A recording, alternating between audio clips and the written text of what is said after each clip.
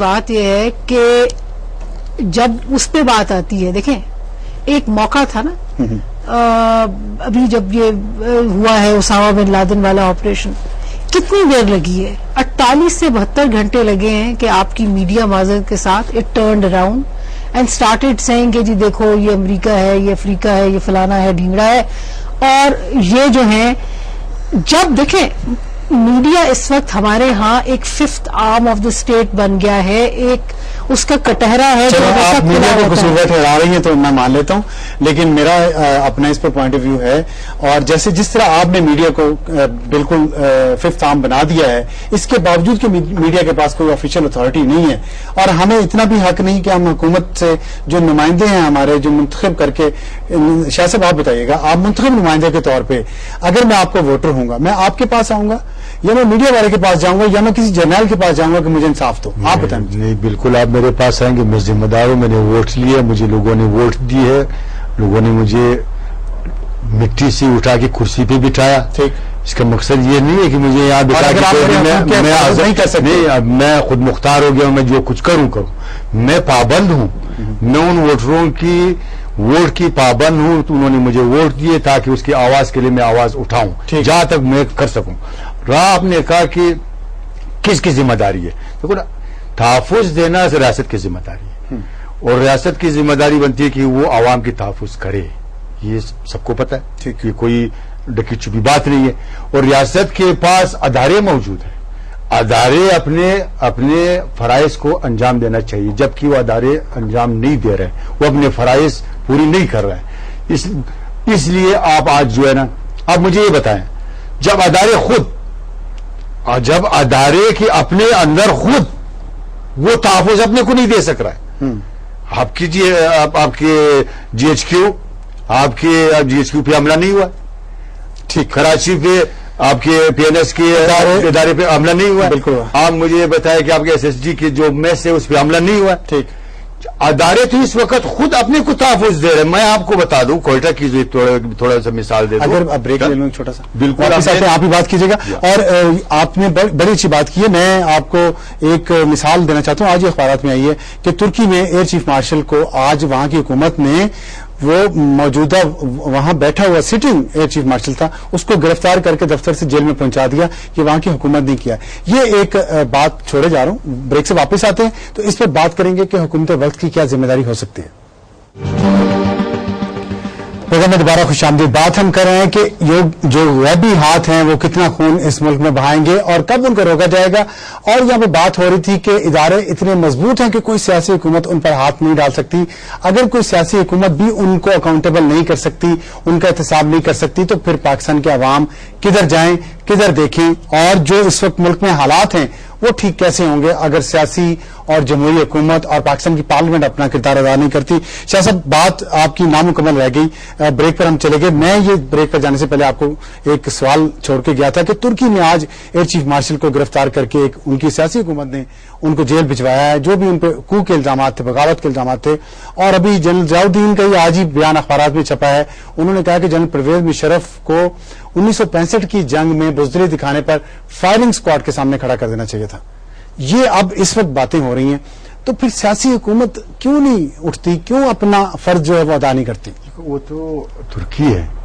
اب کچھ دن پہلے اگر آپ نے دیکھا ہوگا کسی ورلڈ بینک کی یا آئی ایم ایف کی تھی کہ ورلڈ بینک کی کوئی سب سے طاقتور شخصیت، آئی ایم ایف کے M D, G M D, اس نے ایک گستاخی کی ایک خاتون سے ہوٹل میں، اور اس نے بڑی پاورفل شخصیت کو انہوں نے ہڑکڑیاں ڈال کے اس کو گرفتار کر لی. ٹھیک، اس نے اپنی ضمانت بھی کر لی.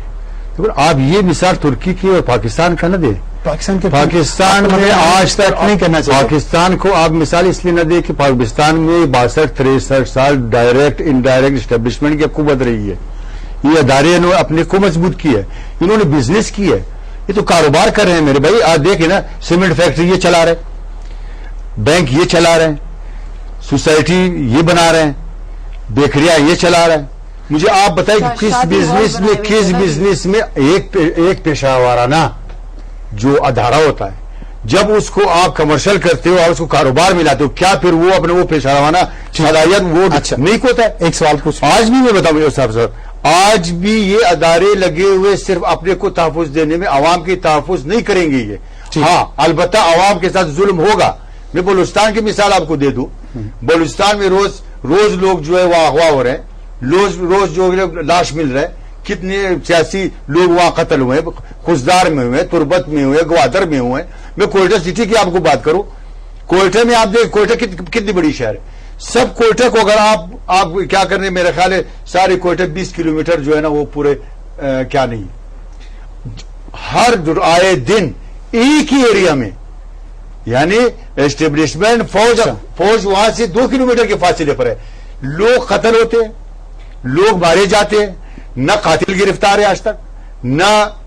آج تک کسی نے اس کی پرواہ کی کہ آیا یہ لوگ مارے جا رہے ہیں، یہ کتے مارے جا رہے ہیں.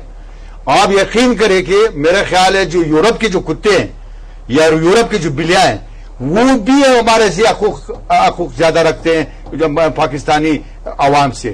پاکستانی عوام کو تو کوئی پوچھتا بھی نہیں ہے. ٹھیک ہے، کیونکہ یہ عوام ہے. یہ بات آپ کی ٹھیک ہے کہ وہاں پہ کتے بلیوں کے حقوق بھی پاکستانیوں سے پاکستان کے اندر زیادہ ہیں، مان لیا. اب مجھے یہ بتائیں، ہمارے پاس دو آپشنز ہیں.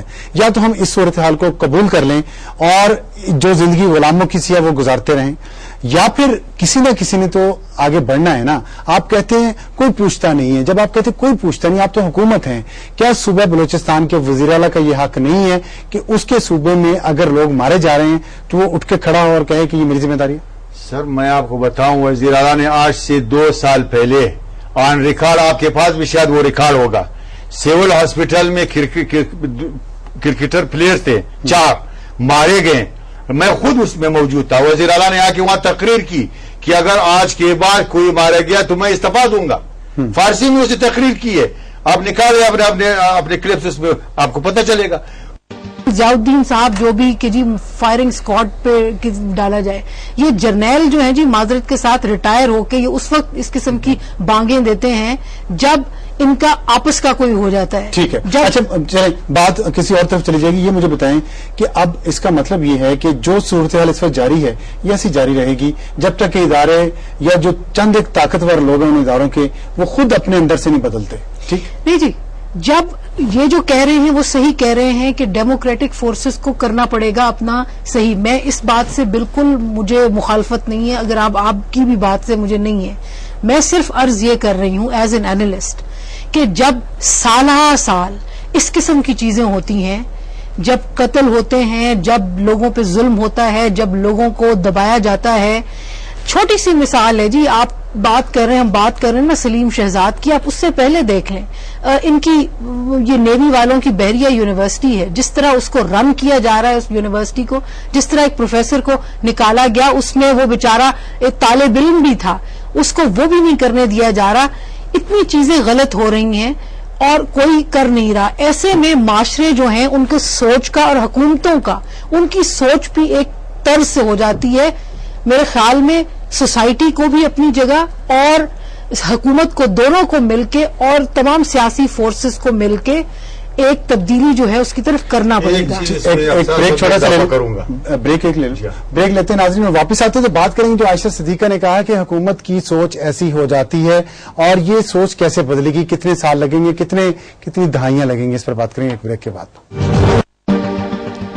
پروگرام میں دوبارہ خوش آمدید. بریک پر جانے سے پہلے ہم بات کر رہے تھے کہ حکومت کی سوچ ایسی ہو جاتی ہے اور یہ حکومت کی سوچ کب بدلے گی ایسی، کب اسے خیال آئے گا کہ اس کے جو ووٹرز ہیں، اس کی جو عوام ہے وہ مختلف زاویوں سے مختلف طریقوں سے پس رہی ہے اور اس کی جان بچانا، اس کے لیے امن و امان کی صورتحال کو بہتر کرنا حکومت کی ذمہ داری ہے، چاہے اس کا ادارہ کوئی کام کر سکے یا نہ کر سکے. عمر چیمہ ہمارے ساتھ موجود ہے لائن پر.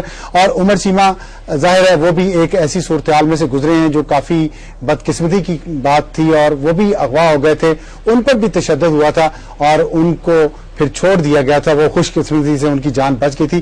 عمر یہ بتائیے گا جو ابھی یہاں پہ بات ہو رہی تھی آپ نے سنی کافی دیر، یہ بتائیں کہ کیا حکومت کی ذمہ داری نہیں ہے کہ اپنے شہریوں کی جان و مال کی حفاظت کرے، چاہے اس میں کسی ادارے کی غفلت ہے یا اس کی نااہلی ہے؟ اور ساتھ ساتھ پاکستان پوری ایک سوسائٹی پرائیویٹائز ہو چکی ہے جس میں یہ مختلف ٹرائبز ہیں جن کو ہم مختلف نام دیتے ہیں. ہر آدمی کی ایک اپنے علاقے میں رہتا ہے، ادھر کوئی بھی انٹرفیئرنس نہیں کر سکتا، وہ چاہے طالبان کی شکل میں ہو، چاہے وہ ایجنسیز کی شکل میں ہو، चाहे वो